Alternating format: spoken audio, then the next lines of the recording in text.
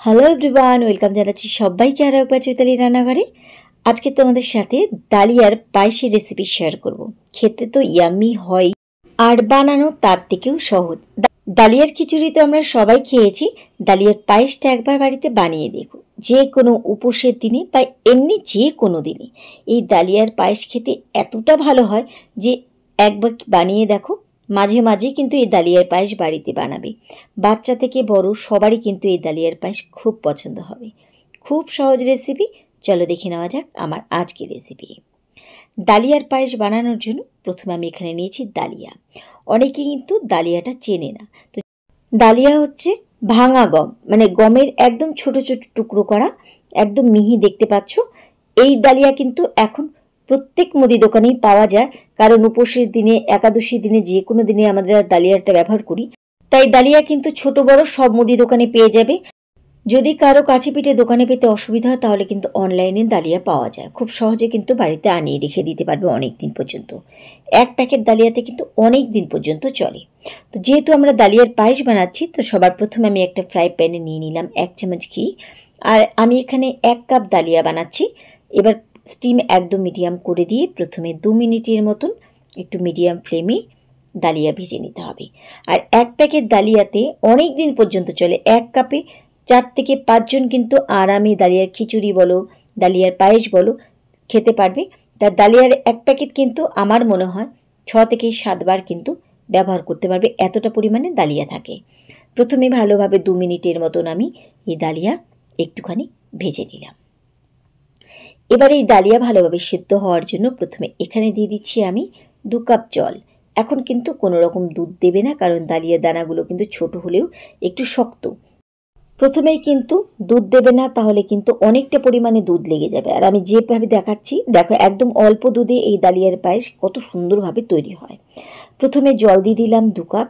এবার দিয়ে ঢাকা দিয়ে কিছুক্ষণ একদম মিডিয়াম ফ্লেমে ডালিয়াগুলোকে একটুখানি নরম হতে দেব। কিছুক্ষণ যখন ডালিয়াগুলো জলের মধ্যে ফুটে একটু নরম হয়ে যাবে, দেখো জল কিন্তু পুরো টেনে গেছে, ডালিয়াগুলো কিন্তু অনেকটা নরম হয়ে গেছে। তবে এই অবস্থাতে কিন্তু কেউই নামাবে না, কারণ ডালিয়াগুলো কিন্তু এখনও অনেকটাই শক্ত থাকবে। আর আমরা পায়েস কিন্তু একদম নরম খাই, সেজন্য প্রথমে যখন 2 কাপ জল দেওয়াতে এই জলটা পুরোপুরি টেনে নেবে। ডালিয়াগুলো এবার কিন্তু একটু নরম হয়ে গেছে। এই অবস্থাতে এখন কিন্তু এর মধ্যে আমরা দুধ অ্যাড করে দেব। এবার তোমরা তোমাদের পছন্দ মতো দুধ এখানে বেশি বা কম দিয়ে বানাতে পারো। তো আমি এখানে 2 কাপ দুধ অ্যাড করে দিচ্ছি। 2 কাপ দুধই কিন্তু এইটুকু ডালিয়ার জন্য এনাফ। চাইলে তোমরা বেশি দুধ দিয়েও কিন্তু বানাতে পারো। এবার ভালোভাবে দুধের সাথে মিশিয়ে দিয়ে একদম ফ্লেম মিডিয়াম টু লোয়ের মাঝে রেখে স্টিমটা কিন্তু একদম কমিয়ে দিতে হবে। হাই ফ্লেমে করলে দুধ কিন্তু তাড়াতাড়ি শুকিয়ে যাবে, আর ডালিয়ার পায়েস কিন্তু একদম শুকনো হয়ে যাবে।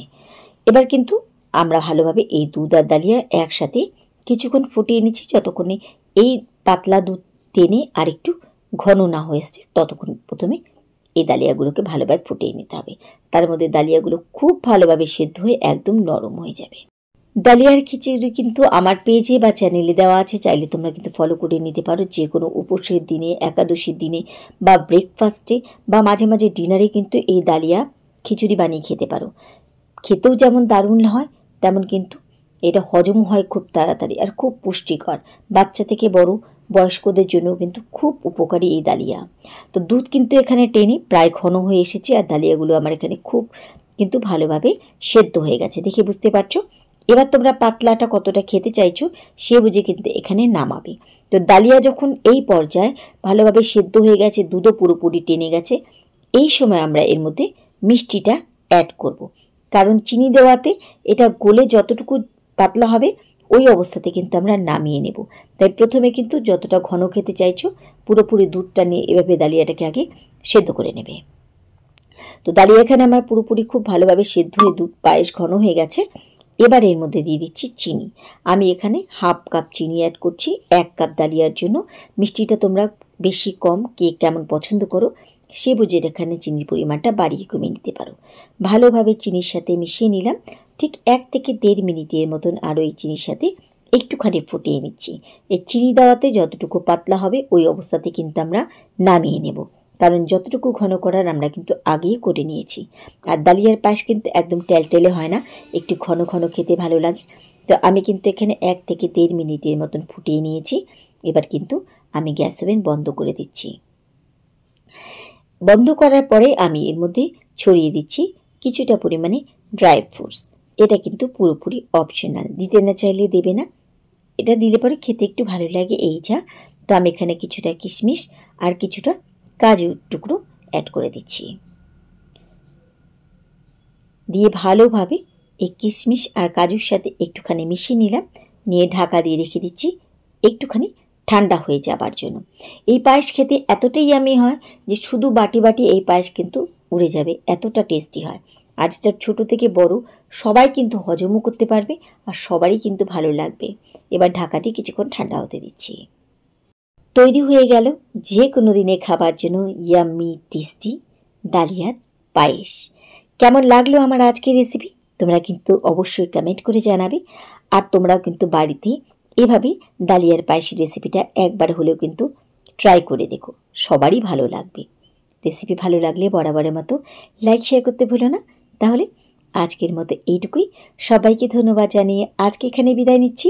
ফিরে আসবো আবার অন্য কোনো রেসিপির সাথে অন্য কোনো দিন।